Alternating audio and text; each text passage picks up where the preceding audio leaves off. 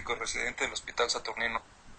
Hola, ¿qué tal? Soy el doctor David Briceño Hernández, médico residente del Hospital Saturnino Lora. Unos fármacos en reanimación y accesos vasculares centrales. Sin embargo, ahora vamos a ver qué solución le vamos a aplicar al paciente crítico. Y para eso tenemos que conocer algunos principios básicos de ósmosis, el contenido de cada una de las soluciones, ventajas y desventajas que tiene cada una, y son los principales puntos a seguir en este tema.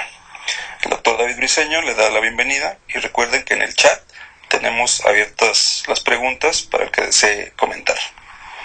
Bien, en los objetivos, al final del tema, el participante conocerá los diferentes componentes del líquido del organismo, los diferentes tipos de soluciones empleadas en un paciente crítico en el servicio de urgencias, la composición de cada uno de los fluidos, las indicaciones, dosis y contraindicaciones de cada uno de ellos. La primera pregunta dice cómo se distribuyen los líquidos en el organismo. La segunda pregunta dice cuál es la composición de los aniones y cationes, estos electrones positivos y negativos en los diferentes compartimientos, qué es la ósmosis y qué es una solución isotónica. Al describir la solución hipotónica, describiremos cuál es una isotónica y una hipertónica. Bien, para fines prácticos y de estudio, sabemos que un 70% del peso corporal se corresponde a líquidos en el organismo. Entonces aquí vemos la distribución del peso corporal, 40% sólidos y 60% líquidos. Hay que recordar que un paciente con obesidad tiene menor cantidad de líquidos. Esto es comparado con un paciente delgado, y hay también que recordar líquidos a diferencia del hombre. Bien, hay que ver que este 60% de líquidos tiene dos compartimientos importantes, 2/3 dentro del líquido intracelular, dentro de la célula, 2/3 de este 60%. Y también 1/3 del líquido extracelular, este a su vez se deriva en dos, un 80% del líquido intersticial y un 20% correspondiente a la concentración plasmática. Entonces debemos comprender para que haya una ósmosis entre estos dos componentes.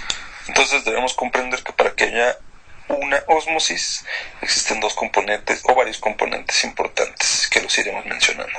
Principalmente dentro de los líquidos que se ingresan o egresan debe de haber un equilibrio.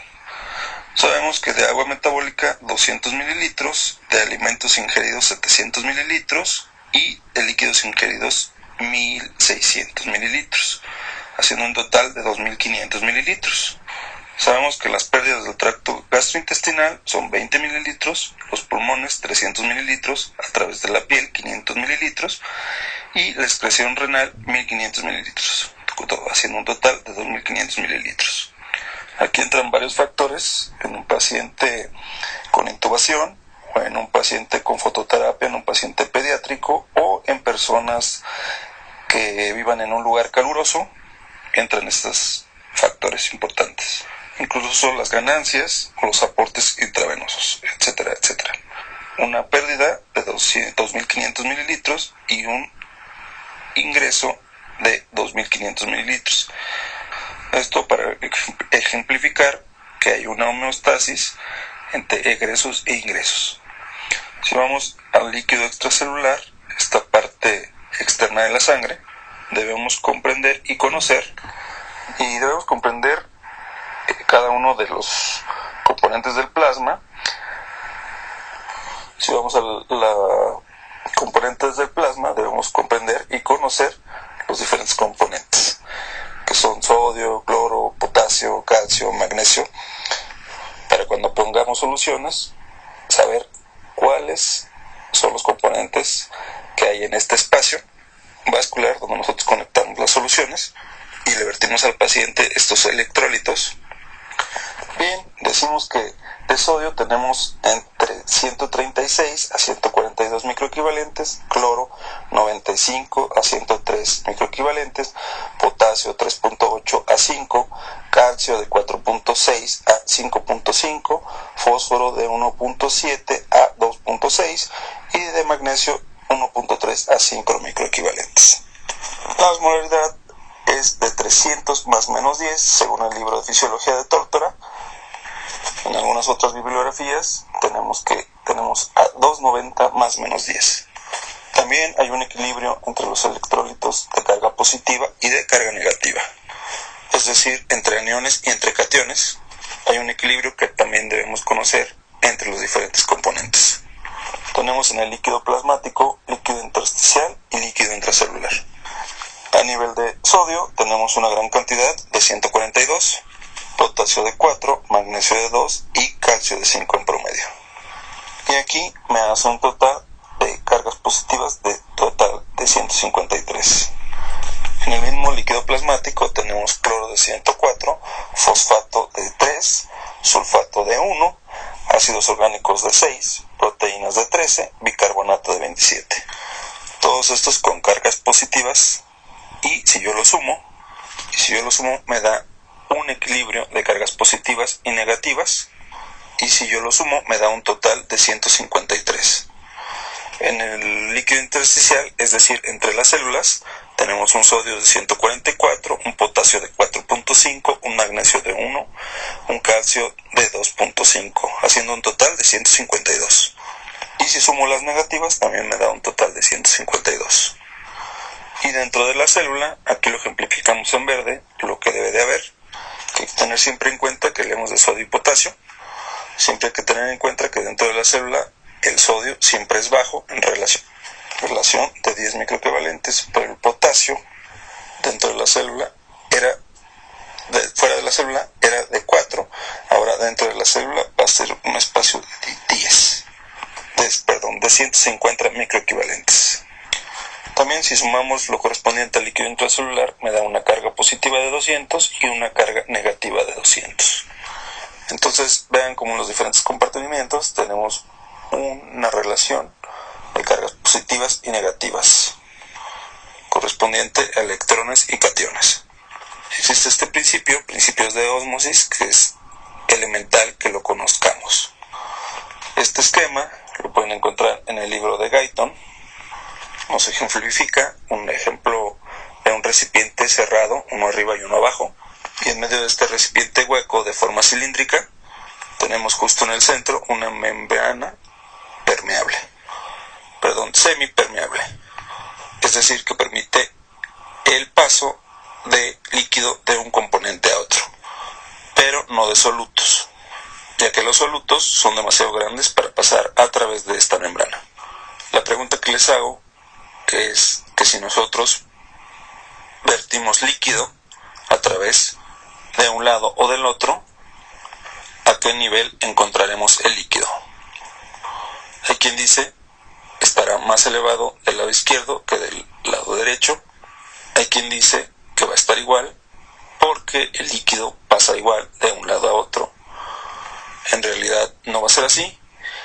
La respuesta a esto, en realidad habrá más líquido donde haya más soluto. El paso del agua en forma pasiva, de un espacio de mayor soluto a menor soluto, ese soluto pasará de donde hay mayor solvente a menor solvente. Es decir, debemos encontrar mayor líquido donde haya más soluto. Entonces la ósmosis es un proceso pasivo que consiste en el movimiento neto de un disolvente, en este caso el agua, en los sistemas vivos, a través de una membrana semipermeable, de un lugar de mayor soluto a menor soluto.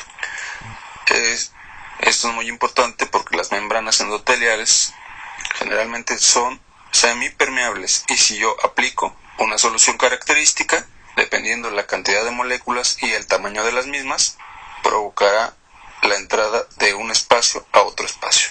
Y esto es muy importante. Más adelante que veamos las complicaciones del sodio, entenderemos la importancia de escoger la solución adecuada.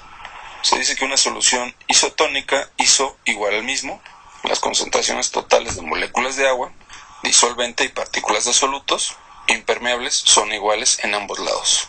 Segunda pregunta, ¿cómo se clasifican las soluciones y qué componentes tiene una solución salina al 0.9%, que es la más común en el servicio de urgencias, y cuál es la composición del Hartmann o Ringer lactato? En muchas ocasiones hemos puesto estas soluciones y hay que saber qué es lo que contienen. cuál es su pH, cuál es la cantidad de sodio y de cloro, cuál es la osmolaridad de esta solución. Son situaciones muy importantes porque al seleccionar cada una de estas, nosotros tenemos que conocer qué efecto va a tener en el espacio donde la apliquemos, es decir, espacio plasmático donde la estamos poniendo. Otra de las situaciones es saber cuánto dura la vida media, cuánto dura su efecto en el espacio vascular. Bien, las soluciones las dividimos en dos grandes grupos. Soluciones coloides y soluciones cristaloides. En correspondiente a las soluciones cristaloides, nos referimos a la solución salina al 0.9%, mal llamada fisiológica. Vamos a ver que no tiene los valores fisiológicos, entonces nosotros optamos y sugerimos que se le llame solución salina al 0.9%. La otra cristaloide vendría siendo la solución Harman. Soluciones coloides tenemos dos tipos, naturales y sintéticas. Las naturales, la albúmina principalmente, que no entra en la reanimación aguda en un paciente crítico.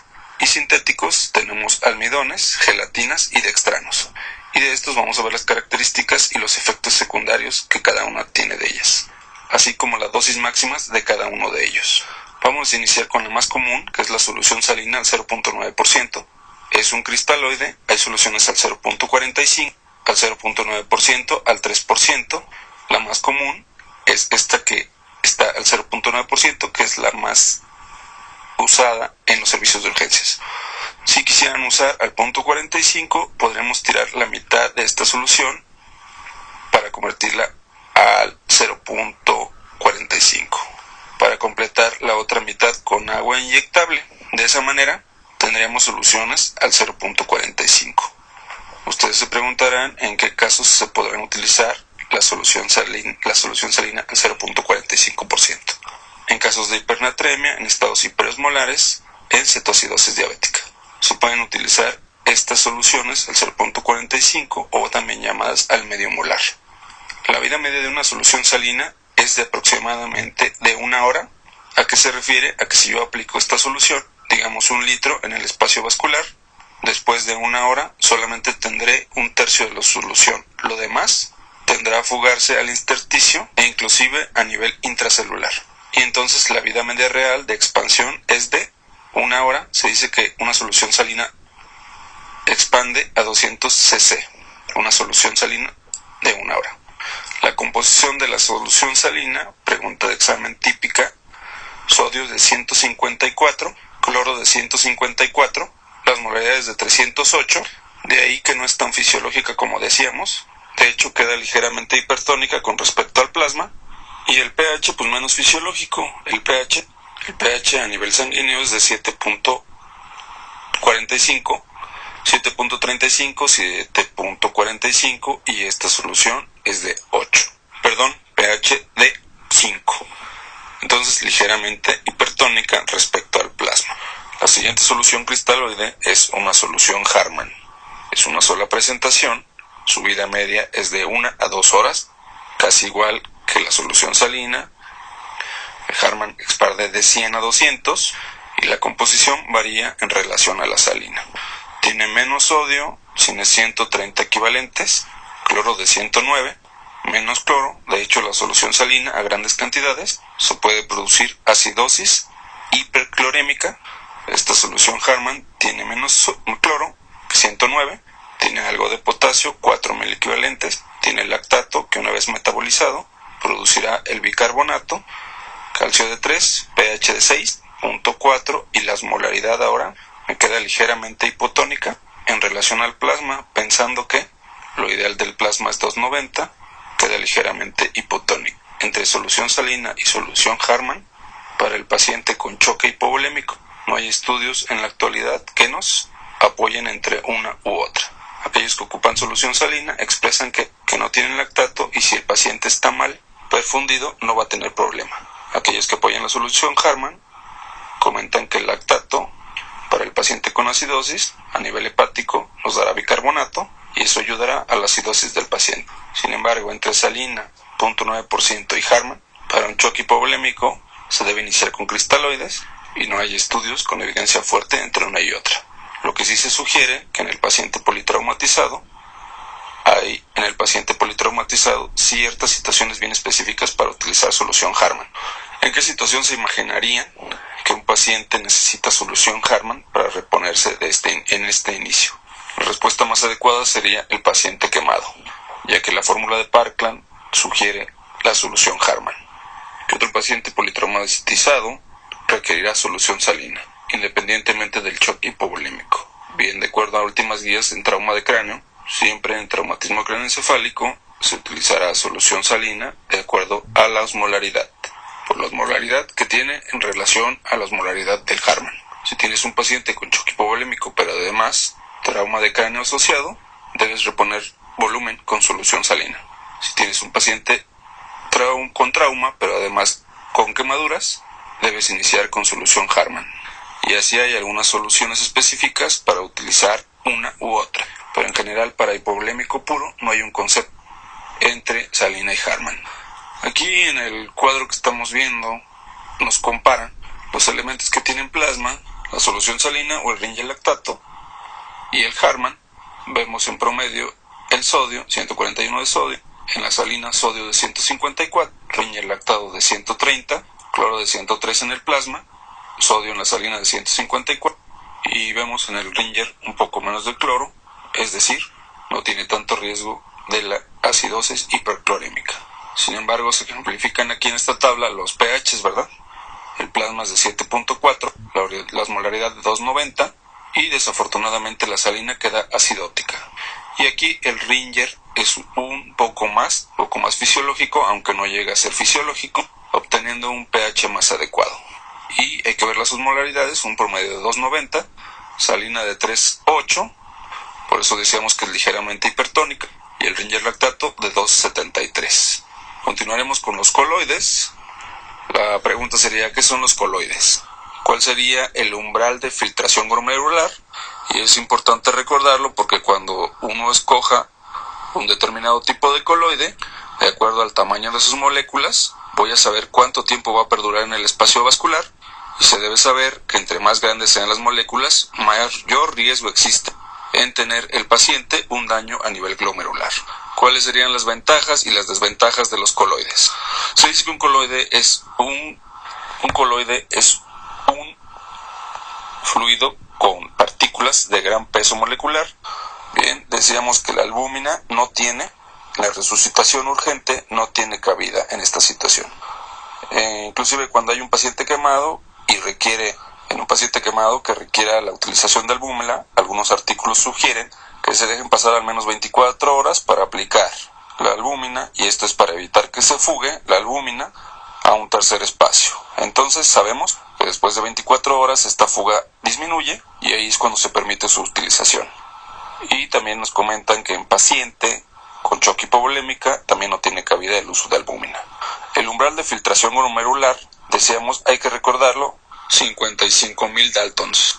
De ahí cuando vienen los comentarios de una sustancia coloide de menos de 55.000 Dalton, se filtrará más rápido y se eliminará, y la vida media, el efecto en el plasma en el vaso, será menor. Pero si hablamos de una sustancia, de una solución coloide, de unos 155.000 Daltons, lógicamente su vida media será mayor en el vaso, va de la mano con un daño a nivel tubular renal. Bien, en general los coloides se expanden entre almidones, gelatinas y dextranos. Los coloides se expanden entre 1.5 y 0.8, entre 1.8 y entre 1.5 su volumen. Esto es lo que pasaba con el cristaloide. Yo aplico 1 litro de cristaloide y después de una hora me quedaba 1/3 de ese volumen en el vaso. Estas soluciones, tanto cristaloides como coloides, me sirven para expandir el volumen, esto a nivel vascular. Entonces el cristaloide, después de una hora, me quedaron 100 a 200 mililitros.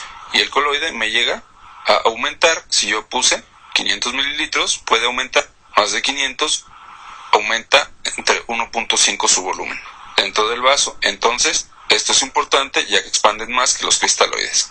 ¿Cuáles serían las ventajas del coloide? Restauran de forma más efectiva la microcirculación, comparado con el cristaloide, que este no tiene este tipo de ventajas. Entonces quiere decir que modulan y restauran la microcirculación, modulan también la respuesta circulatoria, modulan la respuesta endocirculatoria de monocitos y células endoteliales, y además, decíamos, expanden el volumen de 0.5 a 0.8 su volumen en promedio general. Las desventajas del coloide son básicamente el costo. No hay soluciones que sean baratas, que transporten oxígeno, que nos dé volumen, que se encuentre en el vaso, que no dañe el riñón. Por eso hay que analizar el estado benéfico ante el paciente. Todo eso es para prevenir complicación. También es bien conocido que los coloides pueden provocar trastornos de coagulación. El factor 8, sí, afecta el trastorno de coagulación. También pueden alterar la adhesividad plaquetaria y alterar la estabilidad del coágulo de fibrina directamente. Entonces se dice que los coloides pueden afectar la adhesividad plaquetaria. Esto si se rebasa la dosis diaria de coloide. Entonces, si yo tengo un paciente chocado con choque hipovolémico, con hemorragia que va al quirófano, y yo excedo los coloides y los pongo de gran peso molecular, cuidado con esta alteración y además cuidado con la falla renal, si ya el paciente tiene alteración prerrenal por el choque hipovolémico, por hipovolemia. Me puede inducir daño tubular en forma directa, independientemente del tamaño de la macromolécula, de forma directa puede inducir a daño prerrenal. Entonces vean qué desventajas tiene, y la otra es el precio. La otra es el precio definitivamente, no es lo mismo una solución salina, aunque sea que me expande de 100 a 200 mililitros, a el precio de una gelatina, de un almidón, definitivamente pues es muy diferente. Bien, otra pregunta sería, ¿cuál es el origen de los almidones? ¿De dónde vienen? ¿Cuáles son los efectos secundarios al utilizarlos? Y menciona las indicaciones y dosis de los almidones. Pues el almidón ya no está tan lejos de los servicios de urgencias en general. Por ahí en México tenemos el Voluben en los servicios de urgencias y ahora pues hay una distribución en varios países. Bien, los almidones vienen de la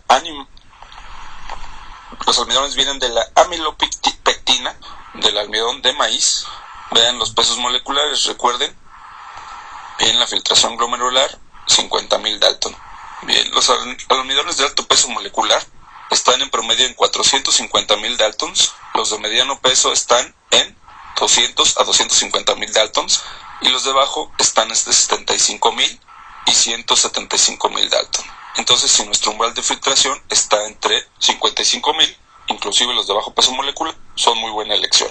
Los almidones a su vez están en concentraciones del 6%, o son isooncóticas, y al 10% hiperoncótica. Bien, ¿qué efectos secundarios? A fin de cuentas los almidones son un tipo de coloides. Bien, puede provocar efectos de coagulación y alteraciones de la adhesividad plaquetaria, alteración en la función renal de alto peso molecular, en los de alto y mediano peso molecular. El volumen que se mencionaba anteriormente es de bajo peso molecular, y entonces disminuye mi riesgo de alteración de la función renal. Los coloides que provocan menor incidencia de afección alérgica son los almidones. Los coloides, aquellos que dan mayor incidencia de afección alérgica, son las gelatinas. Provocan elevación de amilasa de 3 a 5 días. No debemos pensar que nuestro paciente, además del trauma o qué sé yo, tiene pancreatitis. Es por la aplicación de almidón. Y este prurito prolongado, que puede ser por la alteración de almidón, nuestro prurito pues, es un efecto secundario por depósito. Indicaciones y dosis. ¿Para qué quiero yo un almidón? ¿Para qué lo utilizo? Para la reposición de volumen intravascular. Y en cuestión de la dosis, no superior a 20 mililitros por kilo por día. Y durante más de 3 días sucesivos. Este volumen que yo les menciono al 6%, un almidón de bajo peso molecular, lo puedo utilizar hasta 50 mililitros por kilo por día. Es uno de los almidones de más utilidad, con menos riesgos, bajo peso molecular, y que además vean la composición de este volumen.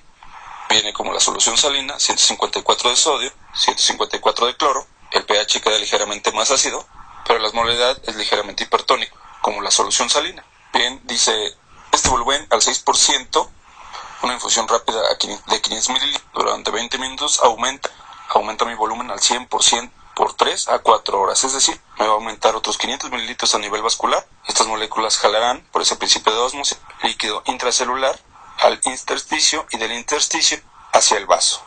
Entonces me duplicarán el volumen, 500 mililitros más, y además va a permanecer 3 a 4 horas. Y otro beneficio es que este volumen lo puedo usar al 6%, hasta 50 mililitros por kilo por día. Ok, entonces en un paciente con choque hipovolémico debemos iniciar con cristaloides, primera carga, 20 o 30 mililitros por kilo, Siguiendo la línea, si nuestro paciente sigue sangrando con hipotensión, taquicardia, etcétera, nuestra siguiente opción serían los coloides. Una muy buena pues es este volumen al 6%. Ahora veremos el siguiente grupo de coloides, que se llaman las gelatinas. ¿Cuál es el origen y peso de las gelatinas en promedio? ¿Cuáles son los efectos secundarios y sus indicaciones? Y dosis. Recuerdan ustedes que mencionamos de las gelatinas, son las que más efectos alérgicos se han documentado.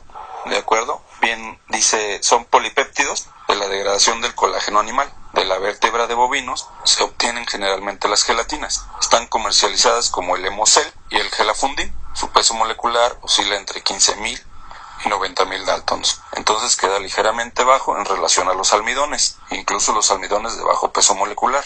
El poder expansor es entre 2 y 4 horas, es parecido al almidón. Bien, hay que recordar que los servicios de urgencias por lo regular están saturados. Hay pacientes críticos y nos podemos dar cuenta que las soluciones están por lo regular terminadas, 1 o 2. Y esto es para hacer hincapié en lo siguiente. Cuando ustedes ordenen una solución o el paso de alguna solución, siempre hay que verificar. Siempre verifiquen, pero el personal de enfermería muchas veces no se da abasto con los pacientes. Entonces yo tengo la obligación como médico de verificar el término de esta solución. ¿Ok? Tengo que ver las indicaciones, que no pase a chorro, para cuántas horas le indiqué.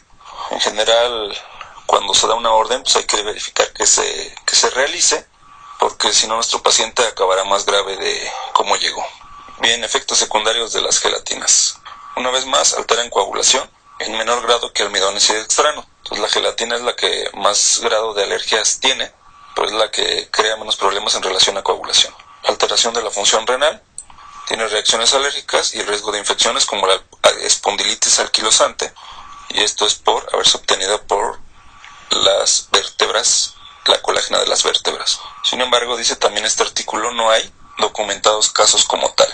Indicaciones, pues otra vez para reponer volumen, hay que tener cuidado con aquellos que tienen alto contenido de potasio y calcio.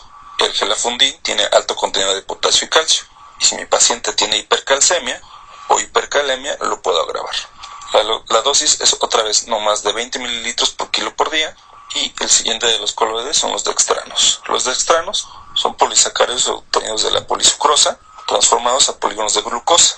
Peso molecular medio, el dextrodex es de 70.000 dalton, y los laboratorios lo comercializan al 10%. Peso molecular bajo, Reumerdequerodex, de 40.000 dalton. Con función renal normal, 60-80% de son eliminadas en menos de 6 horas con función renal normal, las moléculas. Entonces es necesario saber, siempre que se vayan a indicar coloides, saber de la función renal que tenga nuestro paciente. Un error muy frecuente, en base a lo que nos comentan nuestros doctores, es que se indican coloides cuando ya la función renal no se desconoce y se ve afectada. Es un error garrafal indicar los coloides cuando el paciente tiene una falla renal. Bueno, pues terminamos con terminar de afectar el riñón. Los efectos secundarios de los dextranos son los que tienen más efectos secundarios. De acuerdo a la dosis, pueden producir hemorragia, de tal forma de que para choque hipovolémico se deben de utilizar con muchísimo cuidado y generalmente no se utilizan. Son alteraciones dosis dependiente. Alteraciones de mostaza dosis dependiente. Una dosis superior a 1.5 gramos por kilo puede provocar hemorragias y granulomatría. Si uno quiere hacer pruebas cruzadas, serán alteradas. Mayor incidencia de alergia a los almidones. Sin embargo, decíamos que los que más alergias dan son las gelatinas.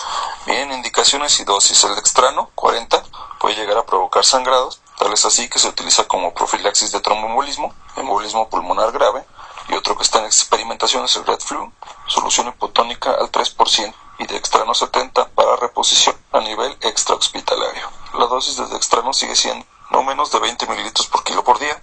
Lo que decíamos con el paciente con choque hipovolémico, queda completamente obsoleto utilizar dextrano. Hacemos una comparación de electrolitos: sodio, potasio, cloro, potasio, lactato. La solución salina, sodio, cloro, potasio, calcio, lactato. Las modalidades de pH entran entre el Ringer, la solución salina, el dextrano 40, el voluben, almidón, Hemocel y el Gelafundin. Hacemos cuidado con los pacientes que se les va a aplicar Hemocel porque tiene calcio elevado y potasio elevado. 5.1, ok, está en el límite alto, y el calcio aquí, en vez de ser 5, tenemos 12.5. Eso en el caso del Hemocel. me parece que había dicho gelafundin, estaba yo en un error, me parece que es calcio y potasio elevados en hemácel. El gelafundin tiene 154 de sodio, cloro de 120, no tiene potasio, calcio es mínimo, no tiene potasio, no tiene lactato, lo único que tiene lactato es el Ringer, y vean las osmolaridades de 274, pero un pH en relación al gelafundin bastante aceptable de 7. El volumen decíamos que es como la solución salina, 154 igual, la osmolaridad de 308, pero el pH ligeramente más ácido que la solución salina, que anda entre 5 y 5.5. Vamos a elegir la solución de acuerdo al tipo de pérdida, a la rapidez necesaria para dicha reposición. Recuerden que las gelatinas y los almidones incluso llegan a pasar más lento que un cristaloide. La sangre de primera intención en un paciente con choque hipovolémico, así tuviéramos la sangre específica de este paciente, no se debe pasar porque pasa lentamente. Entonces iniciar con cristaloides, coloides y posteriormente sangre. Entonces vamos a tomar en cuenta el tipo de pérdida, la rapidez, la situación clínica, incluso la situación renal de nuestro paciente, enfermedades asociadas al paciente y verificar el costo, porque si incluso no puedo aplicar 2 cristaloides, porque a lo mejor no me alcanza ni para el volumen ni para el hemacel. Y bien, con esto damos por terminada la clase de líquidos. Esperemos preguntas o dudas por medio del chat, y con gusto aclaraciones o sugerencias son aceptadas. Recuerdo que esta clase la estuve haciendo cuando era residente, R1, y ahorita la estoy subiendo a esto que es el YouTube para que tengan nociones del caso. Un saludo muy especial para mi amigo y maestro Said Tapia Coria, médico traumatólogo ahí en Morelia. Esta clase, como les decía, pues las hice cuando estaba de residente en R1, ahí en la Universidad de Ciencias Médicas de La Habana. Bueno, pues estamos al pendiente. Saludos.